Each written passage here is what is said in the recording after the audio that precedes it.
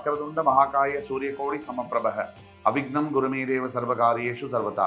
தென்னாட்டுடைய சிவனை போற்றி, என் நாட்டவர்க்கும் இறைவா போற்றி. நண்பர்களே, இந்த புத்தம்பதிய வீடியோவில் உங்கள் அத்துணை பேரையும் வரவேற்பதில் மிக்க மகிழ்ச்சி கொள்கிறேன். இன்றைக்கு ஆங்கில புத்தாண்டு 2026 சிறப்பு தொகுப்பு வரிசையில் நம்ம பேச போகிறது சிம்ம ராசி. வருகின்ற ஆங்கில புத்தாண்டில் 2 பெரிய கிரக மாற்றங்கள் இருக்கு. ஒன்று சனிப்பெயர்ச்சி, இன்னொன்று குரு பயிற்சி. சனிப்பெயர்ச்சியானது வாக்கிய பஞ்சாங்கப்படி கும்பராசியிலிருந்து மீனராசிக்கு சரியாக மார்ச் 6ஆம் தேதி நடக்கவிருக்கிறது. திருநள்ளாறுல அன்னைக்கு தான் சனிப்பெயர்ச்சி. அதே மாதிரி ஜூன் 2ஆம் தேதி மிதுன ராசியிலிருந்து குரு பகவான் பர்மனண்டா கடகராசிக்கு பெயர்ந்தெடுப்பார். இதுதான் இந்த 2 விஷயங்களும் 12 ராசிக்காரர்களுடைய நம்மளுடைய வாழ்க்கையில எந்த மாதிரியான மாற்றங்களை கொண்டு வருது அப்படிங்கிறத பற்றி தான் நம்ம பார்ப்போம். அந்த வரிசையில் இன்னைக்கு சிம்ம ராசி, காலபுருஷ தத்துவத்துக்கு 5ஆம் வீடு சிம்ம ராசி. சூரிய பகவானை அதிபதியாக கொண்ட இந்த வீடு சிறப்பான ஒரு வீடு. சிம்மராசியை பொறுத்த வரைக்கும் வாழ்க்கையில சோதனையும் வேதனையும் அப்படிங்கிறது புதுசு இல்லை. பிறக்கிறதுலேருந்து கடைசி வரைக்கும் முண்டி அடிச்சுட்டு ஜெயிக்கிற ஒரு ராசி. என்ன வேணா நீ அடி, எவ்வளவு வேணா கஷ்டப்படுத்து, மறுபடியும் ஜெயிச்சு காமிப்பேன் அப்படின்னு சொன்னா அவர் சிம்மம் தான். அது ஆணாக இருக்கட்டும் பெண்ணாக இருக்கட்டும் கர்ஜிக்கக்கூடிய ராசி. பல தோல்விகளையும் பல அவமானங்களையும் சந்தித்து அதுக்கு மேலே வெற்றி போட்டு சிம்மாசனத்தில் அமரக்கூடியது சிம்மம் மட்டும்தான். அந்த வகையில் சிம்மராசிக்கு இந்த ஆண்டு சாதனைகளும் உண்டு, வேதனைகளும் உண்டு. ஆக ஒட்டுமொத்தத்தில் சிம்மராசிக்கு 2026ஆம் ஆண்டு ஒரு மிக்சட் ப்ரெடிக்ஷன்ஸ் உள்ள ஒரு இயர் தான்.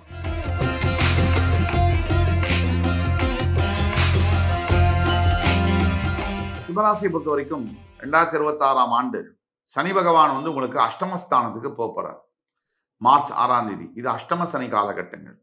நம்ம இந்த பொய்யா மேலே கோட்டிங், சுகர் கோட்டிங் போட்டு அழகழகான வார்த்தைகளை சொல்லி இந்த வீடியோவில் டிவியில் சொல்லி இதெல்லாம் நமக்கு எதிர்பார்ப்பும் இல்லை, அது தேவையும் இல்லை. நம்ம என்ன சொல்கிறோம்னா, எது உண்மையோ எது உள்ளதோ அந்த உள்ளதை உள்ளபடி பேசுதான். அதனால நமக்கு வர்றது வரட்டும். நமக்கு வியாபார நோக்கமோ அல்லது மனிதர்கள்ட்ட புகழ் சம்பாதிக்கணும் அப்படிங்கிற எண்ணமோ நமக்கு கிடையாது. அதனால சிம்ம ராசியை பொறுத்த வரைக்கும் 7.5 சனியை விட பாதிப்புகளை ஏற்படுத்தக்கூடிய அஷ்டம சனி காலகட்டம்ன்றது மிகவும் சவாலான காலகட்டங்கள் தான். நம்ம இதை முதல்ல ஒத்துக்கிட்டு தான் ஆகணும். பாசிட்டிவா பேசுறேன்னு ஒரு நோயாளிகிட்ட ஆபரேஷன் பண்ணாமலாம் இருக்க முடியாது. பாசிட்டிவ்ங்கிறது வேற. எந்த இடத்துல எந்த பொருள்ல எந்த ஏவல்ல பாசிட்டிவா இருக்கணுமோ அப்படிதான் இருக்க முடியும். எல்லாத்துலேயும் பாசிட்டிவா நம்ம இருக்க முடியாது. ஒரு யதார்த்தத்தை நம்ம அக்செப்ட் பண்ணி தான் ஆகணும். அதனால சிம்மராசியை பொறுத்த வரைக்கும் அக்செப்டன்ஸ், இதை தமிழில் சொல்லணும்னா ஏற்றுக்கொள்ள வேண்டும் அப்படிங்கிறத நாம இந்த வருகின்ற 2026ஆம் ஆண்டு அஷ்டம சனி காலகட்டத்தில் மிக கடுமையான போராட்டங்களுக்கு நம்ம உட்பட போறோம் அப்படிங்கிறது உண்மைதான். இதுல முக்கியமா என்ன, சனீஸ்வரன் அப்படிங்கிறது யாரு நமக்கு புரிஞ்சுக்கணும்.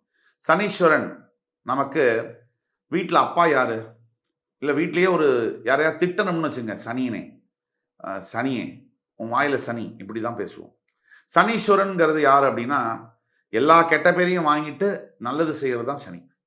ஒரு எடுத்துக்காட்டுக்கு வீட்டில் அப்பா இருப்பார், எல்லாரையும் திட்டுவார், அடிப்பார். ஆனால் தான் பிஞ்சு போன செப்பலை போட்டுட்டு அந்த பழைய சட்டையை போட்டு 40 வருஷம் வாங்கி மனுஷன் செத்தே போயிடுவார்.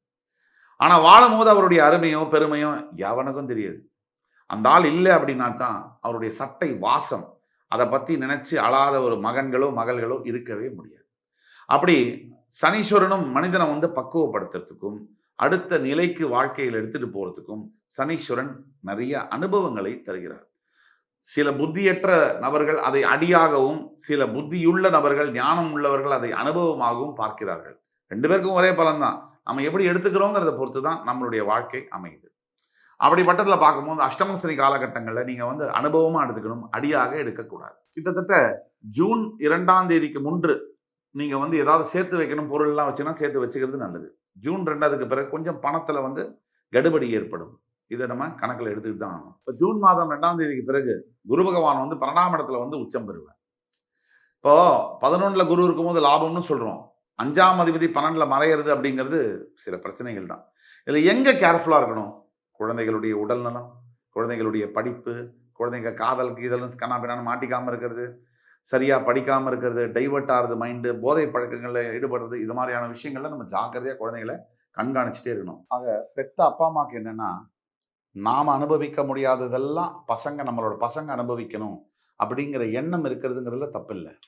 அதுக்காக எங்க பசங்களை ஒழுங்குபடுத்தணுமோ அந்த இடத்துல ஒழுங்குபடுத்துறது இல்லை. நீங்க தவறாக எண்ணக்கூடாது. அதாவது வீட்ல அடி வாங்காத குழந்தைங்க வெளியில அடி வாங்குவாங்கன்னு சொல்லுவாங்க. எந்த பெற்றவர்களும் இன்றைய வாழ்க்கை சூழ்நிலையில குழந்தைகளுக்கு பிரச்சனைகளை எப்படி சமாளிக்கணும், பிரச்சனை என்பது வரும், வர வைக்கணும். பிரச்சனையை சமாளிக்கக்கூடிய திறமைய பசங்களுக்கு கொடுக்கணும். வலி வந்தாதான், வேதனை வந்தாதான் அதை சாதனையா மாற்ற முடியும். வேதனையே கொடுக்காம ஒரு வாழ்க்கையை நீங்க இருக்கிற வரைக்கும் கொடுக்கலாம். உங்களுடைய காலத்திற்கு பிறகு அது மிக கொடூரமானதாக குழந்தைங்களுக்கு மாறும். அது பெற்றவர்கள் நீங்க செய்ய வேண்டிய கடமையை செய்யாத போனது மாதிரி ஆயிடும். ஆக சிம்மராசிக்கு 5ஆம் இடத்துக்கு அதிபதி 12ல் மறைஞ்சு உச்சம் பெறுகிறார். அதனால குழந்தைகள் சமாச்சாரத்துல கேர்ஃபுல்லா இருக்க வேண்டிய அவசியம் உண்டு. எல்லா பெற்றோர்களுக்கும் உண்டு. அதாவது கையில பணம் இருக்கும். இந்த குரு பயிற்சி ஜூன் 2க்கு பிறகு கையில பணம் இருக்கும். ஆனா அந்த பணத்தினால ஏதாவது யூஸ் பண்ண முடியுமா, பெனிஃபிட்டா இருக்க முடியுமா? டெட் மணி என்று சொல்வதை போல அந்த பணம் சேமிப்புல தான் இருக்குமே தவிர அந்த பணத்தை அனுபவிக்க முடியாத ஒரு சூழ்நிலை இருக்கும். எந்த பணத்தையுமே அதே மாதிரி புதிதாக வரக்கூடிய பொருளாதாரமானது அதை சேமிச்சு வைக்கிறதுலையும் கூட சிக்கல்கள் வரக்கூடிய வாய்ப்புகள் உண்டு. என்னடா சிம்மத்துக்கு எல்லாமே இப்படி இருக்கே அப்படின்னா, உள்ளதை உள்ளபடி பேசினாதான் அந்த பிரச்சனையை நம்ம சமாளிக்க முடியும். எல்லாமே நல்லது எல்லாமே நல்லது அப்படி சொல்லிட்டே இருந்தா பிரச்சனை வந்தா அதை சமாளிக்கிறதுக்கு நம்ம ரெடியாக கூட இருக்க மாட்டோம். மனநிலைமை கூட அதுக்கு ரெடியா இருக்காது. இதுதான் முக்கிய காரணம். அதே சமயத்துல குரு பகவான் சிம்மத்துக்கு அஷ்டமாதிபதி, 8ஆம் அதிபதி, அவர் 12ல வருவது என்பது விபரீத ராஜயோகம். அந்த அடிப்படையில பாத்தீங்கன்னா அதுல எந்த ப்ராஃபிட் அப்படின்னு பாத்தீங்கன்னா ஃபாரின் எஜுகேஷன், ஃபாரின் மேரேஜ், ஃபாரின்ல செட்டில் ஆகக்கூடியது. எத்தனை பேர் இன்னைக்கு கோடிக்கணக்கான இந்தியர்கள் இந்த விசா ஆபீஸ் வாசல்ல கியூல நிக்கிறோம். நம்ம பாரத பிரதமர் ஒரு விஷயத்த உண்மையா, தெளிவா, தைரியமா, ரொம்ப அசந்து போற மாதிரி ஒரு விஷயத்த சொன்னார். இதுவரைக்கும் எந்த பிரதமரும் சொல்லாத ஒரு விஷயத்த. அமெரிக்கர்களை, ஏன் வெளிநாட்டு வெஸ்டர்ன் கண்ட்ரீஸில் இருக்கக்கூடிய ஆளுமை தன்மை டெவலப்டு கண்ட்ரீஸ், வளர்ந்த நாடுகளில் உள்ள குடிமக்கள் நம்முடைய இந்தியன் எம்பசியில அந்த நாட்டில் கியூல இந்தியாவுக்கு எனக்கு விசா கிடைக்குமா அப்படின்னு நான் மாத்தி காட்டுறேன் அப்படின்னு சொன்னார். இந்த எண்ணம் வர்றதுக்கு நமக்கு ஒரு பெரிய இந்த மாதிரி ஒரு தலைவரை பெறுவதற்கு நாம் தவம் செய்திருக்க வேண்டும். இந்த எண்ணம் வர்றதுக்கே பெரிய விஷயம். ஏன்னா முதல்ல செய்யறமோ இல்லையோ அடுத்தது நல்லது செய்யணுங்கிற எண்ணம் வரணும். அது அடிப்படையில் இருக்கணும். ஆக நாம விசா, இந்த விசாக்கு எம்பசிக்காக காத்திருக்கக்கூடியவர்கள், ஃபாரின் கண்ட்ரி போகணும்னு நினைக்கக்கூடியவர்கள், அங்க கல்வி பயிலணும், வேலை பார்க்கணும்னு நினைக்கிறவங்களுக்கு ஒரு பொற்காலமா இந்த 8ஆம் அதிபதி 12ல மறைகிறதுனால நடக்குது. சிம்மராசிக்காரர்களுக்கு இப்போ இந்த ஊரே வானாம்பா, எனக்கு இந்த இதுவே வானாம், நான் வெளியில போய் எங்கேயா பொழைச்சிக்கிறேன் அப்படின்னா தாராளமா இப்ப நீங்க முயற்சி பண்ணலாம். ஜூன் 2, 2026க்கு பிறகு முயற்சி பண்ணா ஜெயிக்கும். தவிர இந்த அஷ்டம சனியுடைய தாக்கம் அதை பத்தி நிறைய பேசியிருக்கோம். குடும்பம் மற்றும் ஹெல்த், அதாவது ஆரோக்கியம், இதுல எப்படி இருக்கும் அப்படின்னு ஒரு சுத்து பார்த்தோம்னா, அஷ்டம சனி காலகட்டங்கள் ராசியின் 8ஆம் இடத்தில் சனி இருக்கும் பொழுதே ஆரோக்கியத்துல அவர் கை வைப்பார். சிம்மத்துக்கு பொறுத்த வரைக்கும் ஆரோக்கிய பிரச்சனை என்பது புதிதல்ல. நீங்களே தாம்பாளம் வச்சு வா வான்னு கூப்பிடுறது தான் வியாதிகள். ஏன் அப்படின்னா உங்களுக்கு நேரத்துக்கு சாப்பிட்றதுல அக்கறையே கிடையாது. உங்களுக்கு நேரத்தில் தூங்கணுங்கிறத பத்தி கவலையே கிடையாது. சிம்மம் ரியாக்டிவான ஒரு ராசி, அதாவது ப்ரோஆக்டிவான ஒரு ராசி அல்ல. ஒரு விஷயம் நடந்த பிறகு அதை நான் சரி பண்றேன் அப்படின்னு நினைக்கக்கூடிய ராசி அப்படிங்கிறதுனால, இப்போ ஒரு விஷயம் நடந்துருது, ஆரோக்கிய பிரச்சனை வந்த ஐயோ எனக்கு இந்த பிரச்சனை வந்துருச்சே, நான் ரொம்ப ஃபீல் பண்றேன் அப்படின்னு நினைக்கிறத தவிர்த்து விட்டு, இது இந்த மாதிரி சொல்றாரு, நல்ல விஷயங்கள் தானே சொல்றாங்க, இதை நம்ம கேட்டு பார்ப்போமே அப்படிங்கிற எண்ணத்தை நீங்க வளர்த்துக்கணும். உங்க நல்லதுக்கு தான் சொல்றோம். வருங்காலத்துல இந்த அஷ்டம சனி காலகட்டத்துல தவறான நேரத்துல சாப்பிடுறது, தூங்குறத முதல்ல தவிர்க்கணும்.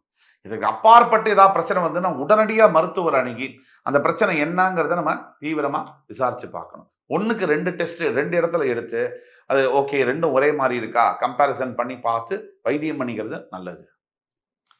அதே மாதிரி குடும்பம் விஷயத்துல அஷ்டம சனியுடைய காலகட்டங்கள்ல மிகப்பெரிய சிக்கல்கள் எப்படின்னா, இந்த அஷ்டம சனி காலகட்டங்கள் தான் மைண்டு தவறான பாதைக்கு போறதுக்கு உந்தக்கூடியதாக அமையும். நல்ல ஒரு பாதையில நம்மளுடைய புத்தி வேலை செஞ்சுட்டு இருக்கிற இந்த நேரத்துல இந்த அஷ்டம சனி காலகட்டத்தில் மைண்ட் தவறான பாதையில போகுது, முயற்சி பண்ணுது. எப்படின்னா, தவறான முடிவுகளை சிந்திக்கிறது. எப்பவுமே ஹஸ்பண்ட் அண்ட் ஒய்ஃப்ல சண்டை நடக்குது.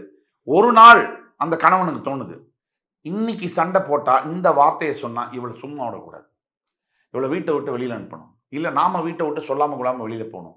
இந்த சிந்தனை திடீர்னு ஏன் வரணும்? நேரம்.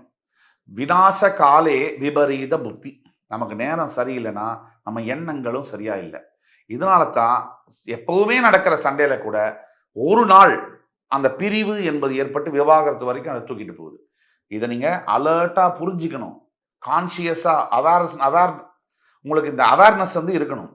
நீங்க வந்து இது மாதிரி நமக்கு நேரம் சரியில்லை, இந்த நேரத்தில் எவ்வளவு கோவம் வந்தாலும் ஒரு டம்ளர் தண்ணியை குடிச்சிட்டு நேரம் வெளியில வீட்டை விட்டு போயிட்டு 3 மணி நேரம் 4 மணி நேரம் கழிச்சு சத்தம் இல்லாம வந்து படுத்துக்கிறது நல்லது. ஏன்னா ஏதாவது வாக்குவாதம் பண்ணா அது அப்படியே பெருசாயிட்டே போகும். சின்ன விஷயங்கள் தான் இன்றைய அளவுல குடும்பங்களை பிரிக்கிறது. பெரிய விஷயங்கள் அதை பத்தி யாரும் கண்டுக்கிறது இல்லை. சின்ன விஷயம். பெரிய விஷயங்கள்னா என்ன? குழந்தையுடைய எதிர்காலம், நம்ம பெத்த குழந்தைங்க, அதை பத்தி யாரும் கவலை இல்லை. நம்மளோட ஈகோ, நம்மளை இப்படி சொல்லலாமா, என்ன இப்படி பேசலாமா, இதுதான் முக்கியமா இருக்கு. இதை தவிர்த்து இந்த மாதிரி கஷ்ட காலகட்டங்கள்ல ஸ்ட்ராங்காகவும் பொறுமையாகவும் இருப்பது அவசியம். முக்கியமான ஒரு வேண்டுகோள், சிம்மராசி என்பர்கள் இந்த மாதிரி காலகட்டத்தில் அடுத்த ஆண்டு ஃபர்ஸ்ட் 5 மாசம், அடுத்தது ஜூன் 2லேருந்து ஒரு 6-7 மாசம், இதுல வந்து எல்லா பொறுப்பையும் நீங்க முதல்ல ஏத்துக்க கூடாது. எது? ஜூன் 2க்கு பிறகு எல்லா பொறுப்பையும் தலை மேல போட்டுக்க கூடாது. அப்படி போட்டுக்கிட்டா அதுல சுமைகள் அதிகமாகி செய்ய முடியாத மாதிரியான வாக்கு காப்பாற்ற முடியாத சூழ்நிலைகள் வரும். முதல் 5 மாசம் இந்த பிரச்சனை இல்லை, அடுத்த 7 மாசம் இந்த பிரச்சனை இருக்கு. இப்போ குரு ஜூன் 2க்கு பிறகு, அதாவது மிதுனத்திலிருந்து கடகத்துக்கு பெயர்ந்த பிறகு அவர் உங்களோட 4ஆம் இடம், 6ஆம் இடம், 8ஆம் இடத்தை பார்ப்பார். இந்த குரு பார்வை சிம்ம ராசியின் 4ஆம் இடத்து மேல விழும்போது, ராசியுடைய 4ஆம் இடத்துல விழும்போது பதவிகளில் உயர்வு கிடைக்கக்கூடிய வாய்ப்புகள், அதாவது ப்ரமோஷன், அதாவது with incentive, bonus, salary structure, சம்பளமே வந்து உயர்வாகக்கூடிய வாய்ப்புகள்லாம் உண்டு. அது நல்லது தானே அப்படின்னு நினைச்சோம்னா அந்த காலகட்டத்தில் அந்த நல்லதோட சேர்ந்து என்ன வருது அப்படின்னா, அந்த ப்ரமோஷனோட சேர்ந்து அதிக பலுவும் வரும், வேலைப்பாடும் வரும். அப்போ என்ன ஆகுதுன்னா அது சுமையாகவும் மாறும். உடம்புல மனசுல ஸ்ட்ரெஸ் அதிகப்படுத்தக்கூடிய வாய்ப்புகள் அதிகமாக இருக்கு. அப்படின்னா இது ப்ரமோஷன் வந்துருச்சேன்னு நினைச்சு சந்தோஷப்படுறதா, இல்லை இதுக்கு மேல தொல்லையும் பொறுப்பும் அதிகமாயிடுச்சேன்னு நினைச்சு கவலைப்படுறதா அப்படிங்கிறது நீங்க பார்க்குற பார்வையை பொறுத்து இருக்கு. எல்லாமே தற்காலிகம் தான். இந்த பிரச்சனை அத்தனையும் தற்காலிகம் தான். லாங் டேர்ம்ல, நீண்ட தூர பயணத்துல உங்களுக்கு இதெல்லாம் நல்லதா மாறும். அது வரைக்கும் உங்களுடைய பொறுமை என்பது அவசியம். அதே மாதிரி குரு பார்வை உங்களுடைய ராசியின் 6ஆம் இடம் என்று சொல்லக்கூடிய மகர ராசி மேல விழுவதனால இந்த நேரம் தான் எங்கேயாவது இந்த ப்ரீ இஎம்ஐ கட்டுறது, சின்ன சின்ன கடன்களை வந்து கட்ட முடியும், முடிச்சிட முடியும்னா கண்ணுல கருப்பு ரிப்பனை கட்டிட்டு முடிச்சிருங்க. இதை வந்து தொடர்ந்து பண்ணால் மிகப்பெரிய பிரச்சனை. இதுதான் சான்ஸ். ஜூன் 2க்கு பிறகு தயவு கூர்ந்து சின்ன சின்ன கடன்கள் சின்ன சின்ன தொகையாக கொஞ்சம் கொஞ்சமா கட்டி முடிச்சிருங்க. கையில பைசா இருக்கேன்னு புதுசா ஏதாவது வாங்கலாமான்னு போகாதீங்க. அதெல்லாம் வேண்டி கேட்டுக்கிறோம். ஏன்னா இன்னைக்கு நம்மளை சுத்தி என்ன இருக்கு? விளம்பரங்கள் இருக்கு. நாம காசு சம்பாதிக்கிறோம் அப்படிங்கிறத புரிஞ்சுக்கிட்டு நம்மளை சுத்தி நகை, துணி, போனு, அந்த கன்சியூமர் டியூரபிள் எதை ஆளால் நம்மளை வந்து என்ன அது பிச்சு பிச்சு திங்கிற மாதிரி நம்மளை சுத்தி விளம்பரங்கள் இருக்கு. அது அத்தனை விளம்பரங்களையும் நம்ம சபலப்படாம மனசை ஒருநிலைப்படுத்தி இதை தான் செய்யணும் லைஃப்ல, இந்த பாதையில தான் செலவழிக்கணும் அப்படின்னு நம்ம புத்தி என்ன பண்றாங்க? பிரெயினை வந்து வாஷ் பண்ணிடுறாங்க. எப்படி பண்றாங்க? கண்ட்ரோல் எடுத்துக்கிறாங்க. இது நீ வாங்கிதான் ஆகணும், இந்த படத்தை நீ இந்த இடத்துல போய் பார்த்துதான் ஆகணும், இந்த துணியை நீ வாங்கிதான் ஆகணும், இந்த ஷூவை நீ போட்டுதான் ஆகணும், இந்த ஹோட்டல்ல நீ சாப்பிட்டுதான் ஆகணும். இப்படி நம்மளை சுத்தி விளம்பரங்கள் நம்மளை கொஞ்சம் கொஞ்சமா தின்னுகிட்டே இருக்கு. இந்த விளம்பரங்கள்லேருந்து தப்பிச்சு நமக்கு எது தேவை, எது நீடு, வாண்ட் அப்படின்னா நமக்கு எல்லாமே வேணும் தான், ஆனா தேவை எது, அந்த வித்தியாசத்தை புரிந்து வாழ பழகிக்கொள்ள வேண்டும். வாழ்க்கை என்பது அனுபவிப்பதற்கே. ஆனா எல்லா நேரங்கள்லையும் எல்லா விஷயத்தையும் அனுபவிச்சுக்கிட்டே இருந்தோம்னா அதுவே மிகப்பெரிய ஆபத்து. அனுபவிக்கிறதுங்கிறது வாழ்க்கையில 20% இருக்கணும். 80% உழைப்பு, சிந்தனை, தெளிவான சிந்தனை, சாக்ரிஃபைஸ், ஆன்மீகம், பக்தி, இப்படி பல விஷயங்கள் இருக்கு. அனுபவிக்கணும், அது கொஞ்சம் அனுபவிச்சுக்கணும். எல்லாத்தையும் அனுபவிச்சா நாளைக்கு ஏதாவது பிரச்சனைன்னு வந்தா நம்ம ஒழிஞ்சிருவோம். இதை நினைவுல வச்சு செயல்படணும். அடுத்து உங்களுடைய 8ஆம் இடம் என்று சொல்லக்கூடிய மீனராசி, இதுதான் மிகப்பெரிய ஒரு டர்னிங் பாயிண்ட். அதாவது உங்களுக்கு அஷ்டம சனி, மீனத்துல சனி வந்ததுனால அஷ்டம சனி. அதுல பாருங்க, ஜூன் 2ஆம் தேதிக்கு பிறகு இந்த அஷ்டம சனியை குரு பகவான் பார்க்கிறார் ஒரு வருஷத்துக்கு. குரு பகவான் பார்வையில் இருக்கிறதுனால கரெக்டா உங்களுக்கு மார்ச் 6ல இருந்து ஜூன் 2 வரைக்கும் ரொம்ப கேர்ஃபுல்லா இருக்கணும். அஷ்டம சனியுடைய தாக்குதல் இருக்கும். ஜூன் 2க்கு பிறகு ஒரு வருஷத்துக்கு குரு பார்வை சனி மேல விழுகிறதுனால அந்த அஷ்டம சனி தாக்கம் என்பது இருக்காது. குரு பார்வை கோடி நன்மை. ஜூன் 2 மார்ச் 6ல இருந்து ஜூன் 2 வரைக்கும் கவனமாக இருக்கணும். ஜூன் 2க்கு பிறகு உங்களுக்கு இந்த குரு பார்வை விழுகிறதுனால உங்களை யாரும் ஒன்றும் பண்ண முடியாது. எல்லாத்தையும் குரு காப்பாற்றுவார். இது எப்படின்னா, ஒரு பிரச்சனை வரும், வந்து அதுல இருந்து நீங்க மீண்டு வருவீங்க. பிரச்சனையே வராம இருக்காது. அஷ்டம சனி தன்னுடைய கர்மாவை செய்வார். என்ன பிரச்சனையை தருவார். ஆனா அந்த பிரச்சனையை வந்து குரு பகவான் உங்களை காப்பாத்தி கூட்டிட்டு வருவார். அந்த பிரச்சனையே உங்களுக்கு ஒரு பாசிட்டிவா, அதுல ஒரு லாபம் வரா மாதிரியான அமைப்பை குரு பகவான் ஏத்தி தருவார். எப்படின்னா, ஒரு வண்டியை ஓட்டிட்டே போறீங்க, உங்க வண்டி இன்னொரு வண்டி மேல சரியா வராசிருச்சு, ஒரு தகராறு நடக்குது. பார்த்தீங்கன்னா, அந்த எதிர்க்க வந்த வண்டி நபர் பெரிய ஒரு தொழிலதிபர். உங்களுக்கு ஒரு வேலையை போட்டு கொடுத்து, இது ஒன்றும் கவலைப்படாதீங்க, இப்படியா நீங்கள் இந்த வேலை செய்கிறீங்களா அப்படின்னு அந்த விஷயமே நெகட்டிவான விஷயம் பாசிட்டிவாக மாறக்கூடிய விஷயங்கள் நடக்கும். அதுதான் விபரீத ராஜயோகம். அதே மாதிரி கடனை வந்து அடைக்கிற நேரம் இது, கடன் எடுக்கிற நேரம் இல்லை. இது நல்ல கவனத்தில் நீங்கள் வச்சுக்கணும். சனியுடைய தாக்கம் கொஞ்சம் இருக்கும். வெளியில் தேவையில்லாமல் சுத்துறது, தேவையில்லாதவங்கள்ட்ட தேவையில்லாத விஷயங்களை ஃபோனில் பேசிகிட்டே இருக்கிறது. இந்த ஃபோனில் நம்ம நிறைய நேரம் பேசுகிறவங்களை நீங்கள் பார்த்தீங்கன்னா, அவங்க சிஇஓவாவோ பிஸ்னஸ் பீப்புளாவோ இருக்கவே மாட்டாங்க. மிகப்பெரிய வியாபாரத்தை செய்யக்கூடியவர்கள், மிகப்பெரிய சாதனை புரியக்கூடிய சினிமா தொழிலில் இருப்பவர்கள், மிகப்பெரிய அரசியல் தலைவர்கள், இவங்களோட ஃபோன் கான்வர்சேஷன்லாம் நீங்கள் பார்த்தீங்கன்னா, 1 நிமிஷத்துலேருந்து 5 நிமிஷத்துக்கு மேலே இருக்காது. இந்த ஒன்றுமே இல்லாமல் வெட்டியாக தெரிகிறவங்களோட ஃபோன் கான்வர்சேஷனை பார்த்தீங்கன்னா 250 நிமிஷம், 350 நிமிஷம். என்னடா பேசணும்னு கேட்டிங்கன்னா எதுவுமே தெரியாது. இதுவே அடையாளம். அதனால பேச்சை குறைச்சு செயலை அதிகப்படுத்த வேண்டிய நேரம் அஷ்டம சனி காலகட்டம். இந்த உறவுகள் பத்தி, திருமணம் பத்தி இதெல்லாம் எப்படி இருக்கும் அப்படின்னு பாத்தீங்கன்னா, அஷ்டம சனி காலகட்டத்தில் கண்டிப்பா காதலை வந்து திருமணமா மாற்றக்கூடிய வேலைகள்லாம் செய்வார். அதுல சண்டைகளை உருவாக்குவார். அதுல தானே நமக்கு இழப்புகள்லாம் வரும். நம்ம அப்பா அம்மா அவமானப்படுறது, அவங்க அப்பா அம்மா அவமானப்படுறது, 2 பக்கமும் சண்டை பண்றது, இதெல்லாம் நடக்கும். இது காதல் திருமணமா மாறும். இங்கதான் கவனமாக இருக்கணும். அதிகப்படியாக வார்த்தையை விடுறது, அதிகப்படியாக வந்து கோபப்படுறது, இதெல்லாம் எதிர்மறையான விளைவுகளை கொண்டு வரும். எந்த நிலையிலும் நம்முடைய கண்ட்ரோல், நம்மளுடைய சுய ஒழுக்கம், சுய கட்டுப்பாடு நம்ம கிட்ட இருந்தால் எந்த பிரச்சனையும் வரும், தாக்கும் நம்மளை. ஆனால் கொஞ்ச காலத்தில் அதுவே விலகிடும். நாம குதிச்சு கலட்டாலாம் பண்ணோம்னா நம்ம வாழ்நாள் முழுவதும் அந்த பிரச்சனையுடைய பாதிப்பு நமக்கு வந்துட்டே இருக்கும். சொல்லிட்டே இருப்பாங்க, நீ இப்படி பேசின இந்த சந்தர்ப்பத்தில், அது எதிராளியும் மறக்க மாட்டாங்க. அதே மாதிரி காதல்ல கூட நிறைய பிரச்சனைகள், மிஸ் அண்டர்ஸ்டாண்டிங், திருமண வாழ்க்கையில கருத்து வேறுபாடுகள்லாம் வருவதை எதிர்பார்த்து தான் ஆகணும். பொதுவா ஆண் சிம்மராசி என்பவர்களுக்கு இந்த நேரத்துல தான் ஒழுக்க கேடுகள் வரக்கூடிய வாய்ப்புகள் உண்டு. போதை பழக்க வழக்கங்கள், தவறான நண்பர்களுடன் ரொம்ப சேருவது, இங்கதான் நீங்க கேர்ஃபுல்லா இருக்கணும். ஒரு நாள் சுவைப்போம் என்று நினைத்தால் உயிரை சுவைக்கும் பொய்யில்லை இதில், இன்பம் என்பது இழுக்காகும், நீ குளித்தால் கங்கை அழுக்காகும் அப்படிங்கிற வரிகள் நம்ம தலைவருடைய பாடல்ல வரக்கூடிய வரிகள். அதனால நம்ம வந்து எப்பவுமே போதை பழக்க வழக்கங்கள் எப்படி ஆரம்பிக்கிறாங்க, இன்னைக்கு ஒரு நாள் தானே, இது ஒரே ஒரு கிளாஸ் நான் குடிக்கிறேன், இந்த ஒரே ஒரு தடவை புகை பிடிக்கிறேன், அப்படிதான் ஆரம்பிக்கும். இந்த ஒரே ஒரு தடவை தான் இந்த தவறான பெண் சமாச்சாரம் அப்படின்னு ஆரம்பிச்சது எங்க சுடுகாடு வரைக்கும் நம்மளை தொடர்ந்து வருது. நம்ம வாழ்க்கையவே அழிச்சிடுது. பல பேர் இளம் வயதில் மரணிக்க காரணமாக இந்த குடிப்பழக்கம் இருக்கிறது. அந்த குடும்பங்கள் இரத்த கண்ணீர் வடித்து தத்தளிக்கின்றன. இதெல்லாம் நம்ம பார்க்க தான் செய்யறோம். இதை பொறுப்பான ஆண்கள், பொதுவா ஆண்கள் அதிகமாக இந்த குடிப்பழக்கம் இருப்பதனால அவங்க ஆண் சிம்மராசிகள் போதை பழக்க வழக்கங்கள் வரக்கூடிய வாய்ப்புகள் இருக்கிறதுனால தள்ளி நில்லுங்க. உயிரே போனாலும் மனக்குழப்பம், டென்ஷன், ஸ்ட்ரெஸ், மூளை வெடிச்சிடும் அப்படி இப்படிலாம் சொல்லுவாங்க. என்ன வெடிச்சாலும் பரவாயில்ல, கோவிலுக்கு போய் தியானம் பண்ணுங்க, 4 பேருக்கு நல்லதை செய்யுங்க, உங்க ஸ்ட்ரெஸ் குறையும். புரியுதுங்களா? நான் வந்து வாழ்க்கையை ஜாலியா இருக்கணும், என்ஜாய் பண்ண போறேன் நினைச்சீங்கன்னா அப்ப ஜாலியா இருக்கும், அதுக்கப்புறம் காலியா இருக்கும். இதை நீங்க கவனமா வச்சுக்கோங்க. ராகு பயிற்சி வேற இந்த வருகின்ற ஆங்கில புத்தாண்டோட இறுதியில வரதுனால சனி ராகுடைய தாக்குதல்கள் அதிகமாக இருக்கக்கூடிய வாய்ப்புகள் இருக்கு. ராகு வந்து சிம்மத்துக்கு 6ஆம் இடத்துக்கு வந்துடுவார். அதனால கொஞ்சம் ஜாக்கிரதையாக இருக்கணும். எப்பவுமே நீங்க வந்து கொஞ்சம் யோசிச்சு செயல்படணும். சிவன் வழிபாடு தான் முக்கியம் உங்களுக்கு. ஒவ்வொரு ஞாயிற்றுக்கிழமை தோறும் சிவன் வழிபாடு சிவ ஆலயங்கள்ல நல்லெண்ணெய் தீபம் ஏற்றுவது, அதே மாதிரி தான தர்மங்கள். சிவபெருமானுக்கு பிடிச்சது, சனீஸ்வரனுக்கு பிடிச்சது, தர்மகாரகனுக்கு பிடிச்சது தர்மங்கள். அந்த தர்மம் உங்களால முடிஞ்ச உதவி 4 உணவு பொட்டலம் கஷ்டப்படுறவங்களுக்கு கொடுங்க.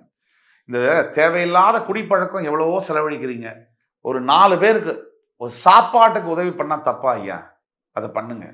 நெறைய நீங்க தான தர்மங்கள் நீங்க உங்களுடைய வாழ்க்கையை அனுபவிக்கிற அதே நேரத்துல அதுலேருந்து ஒரு ரூ. 100 ரூ. 30 நல்லது செய்யுங்களேன். ரூ. 70 நீங்க என்ன விருப்பமோ செய்யுங்க. இதை செய்ய ஆரம்பிக்க உங்க வாழ்க்கையில எவ்வளவு மாற்றங்கள் வருது, எவ்வளவு சந்தோஷம், உள்ளுணர்வு வருதுன்றதை நீங்க பாருங்க.